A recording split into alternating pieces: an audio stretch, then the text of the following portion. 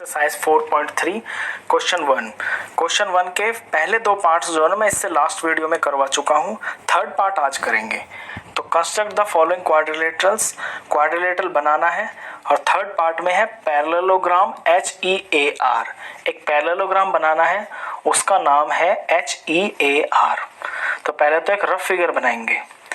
ये लिया मैंने H, ये E, ये HEA और ये R। अब देखते हैं इसमें क्या क्या दिया हुआ है, इसकी जो डायमेंशंस है वो क्या है। HE है 5 सेंटीमीटर, EA है 6 सेंटीमीटर। ये रफ फिगर है तो इसमें आपको ज़्यादा टेंशन नहीं लेना, फ्री हैंड बनाते हैं इसको। और एंगल R है 85 डिग्री का, यानी ये जो एंगल है ना ये 85 डिग्री का दिया हुआ है इसके अंदर। अब क्वेश्चन की शुरुआत इस तरह करेंगे। इसके जो लास्ट के दो क्वेश्चन है वो आप जरूर पहले देखना। ये वो टाइप है क्वेश्चन की जहां पे आपको 3 एंगल्स की जरूरत पड़ती है और 2 साइड्स की जरूरत पड़ती है। अब देखिए 2 साइड है तो इसमें दिख रही है। पैरेललोग्राम में ये 5 सेंटीमीटर है, ये 6 सेंटीमीटर है। आपको कम से कम 3 एंगल इसके जरूर पता होने चाहिए। अब पैरेललोग्राम है ये, तो पैरेललोग्राम में अगर आपको एक एंगल भी पता चल गया ना तो बाकी के सारे एंगल निकालना बहुत आसान है। कैसे? क्योंकि पैरेललोग्राम की प्रॉपर्टी ये होती है कि उसके साथ वाले एंगल मिलके 180 डिग्री के होते हैं, यानी कि सप्लीमेंट्री होते हैं। अगर R एंगल 85 का है तो H कितना होगा? तो एंगल H हो जाएगा 180 डिग्री माइनस 85 डिग्री। माइनस करेंगे तो ये आ गया 95। तो एंगल H पता चल गया 95 डिग्री का। अब पैरेललोग्राम में जो अपोजिट एंगल्स होते हैं वो आपस में बराबर होते हैं, यानी R जितना है 85 तो R के सामने E है ना तो ये भी 85। अब H 95 है तो H के सामने A है तो ये भी ये 95। तो चारों एंगल पता चल गए और 2 साइड पता चल गई। तो अब सवाल करना कितना सिंपल हो जाएगा। किसी भी एक साइड को उठा लीजिए आप चाहे तो 6 वाली पहले बना लें, आप चाहे तो 5 वाली पहले बना ले, आपका सम हो जाएगा। मैं 5 से शुरू कर देता हूँ। HE को बना लेता हूँ पहले 5 सेंटीमीटर।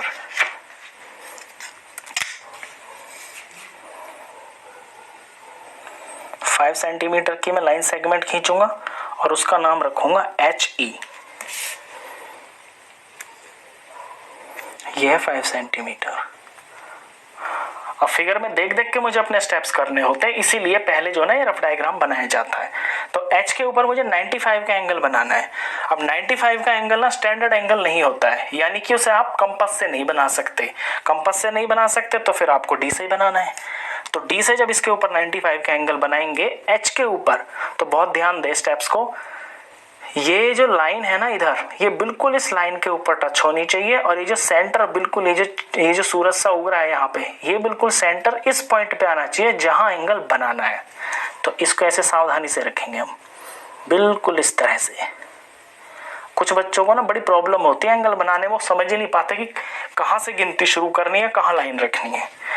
ठीक है, अब हमें एंगल बनाना है जैसे कि ये HE लाइन है, मुझे एंगल बनाना है इस पॉइंट पे, तो मेरा एंगल ऐसे ही तो उठेगा ना, यानी कि यहां से शुरू होगा। तो ये 0 है।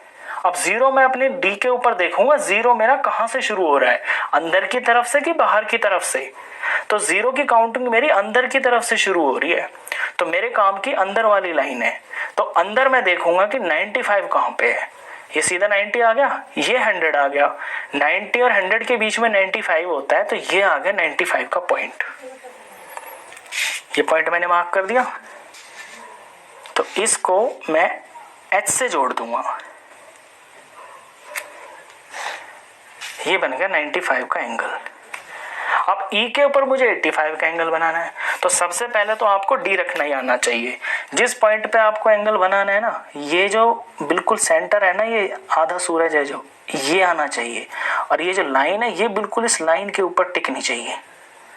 अब आप देखें, अब जो है ये H है और ये E है। अब मुझे एंगल E पे बनाना है, यानी कि मेरा एंगल यहां से शुरू होगा, यानी ये 0 है।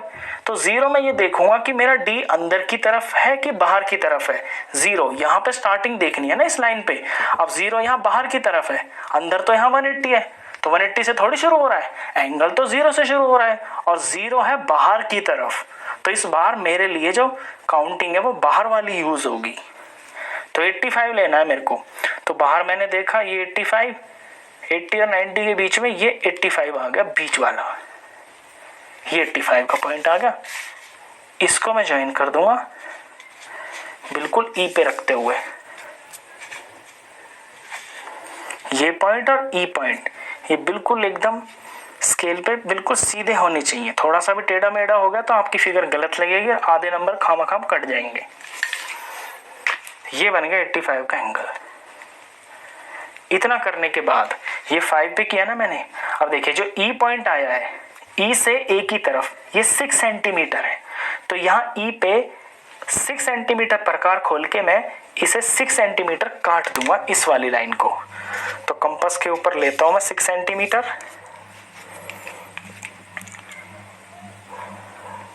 ये 6 लिया और ऐसे यहां पे रख के ऐसे कट कर दिया। तो जब इसको 6 काटा तो ये पॉइंट आ गया ए पॉइंट,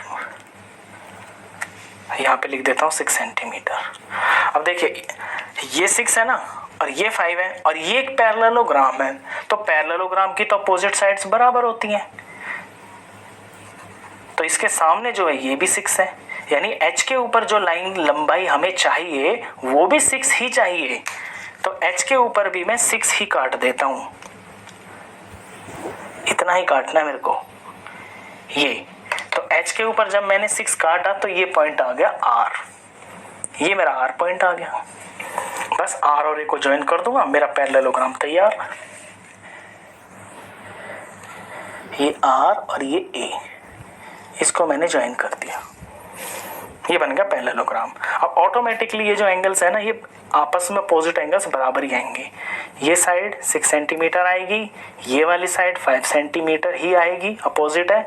95 के सामने वाला 95 डिग्री का होगा, 85 के सामने वाला 85 डिग्री का होगा।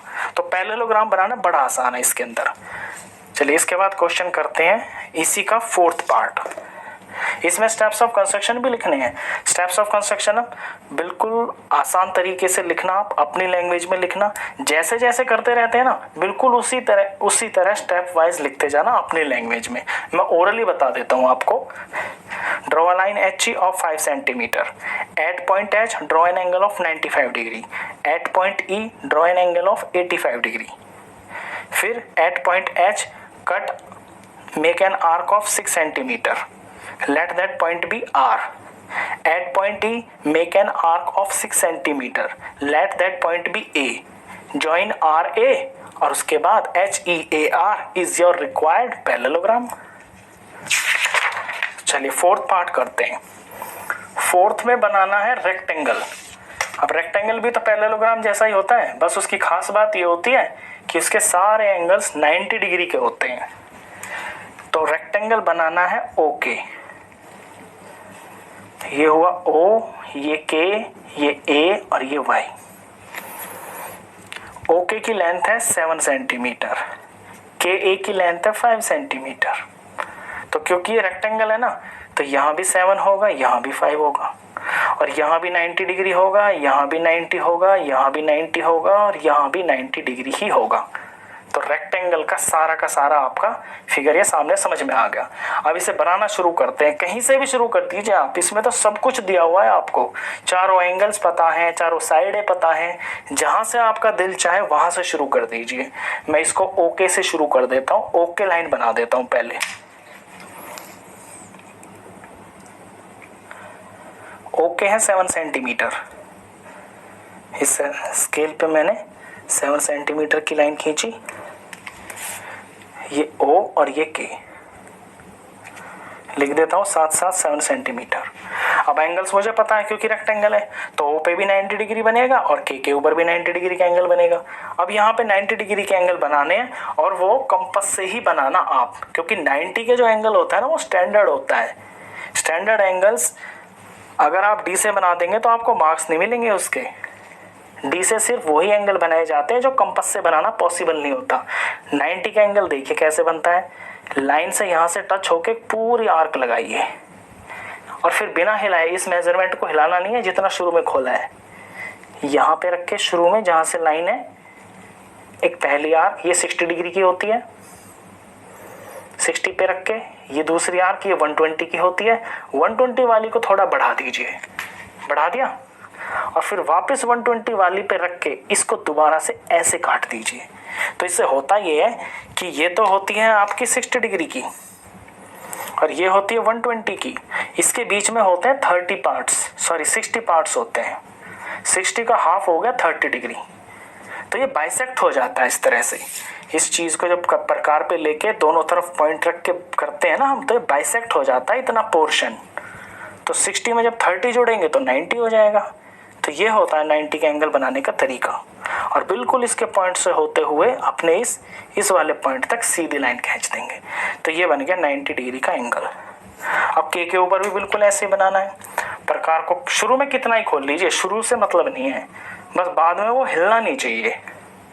मैंने इतना लिया, ये आर्क लगाई, अब हिलना नहीं चाहिए। ये फर्स्ट आर्क 60 की, सेकेंड आर्क 120 की। अब 60 और 120 को मुझे बाइसेक्ट करना है, तो एक बार 60 वाले पॉइंट पे रख के ये पूरी आर्क लगाऊंगा और एक बार 120 के ऊपर रख के ये आर्क लगाऊंगा। मतलब ये होता है जिसे हमें बाइसेक्ट करना होता है ना, उसको कंपास के ऊपर लेके दोनों तरफ से बारी बारी से आर्क लगाई जाती है। तो ये बाइसेक्ट हो जाता है, ये जो पोर्शन होता है ना आर्क का, ये बाइसेक्ट हो जाता है। तो ये पॉइंट मेरा इस पॉइंट के ऊपर 90 डिग्री का एंगल बनाएगा।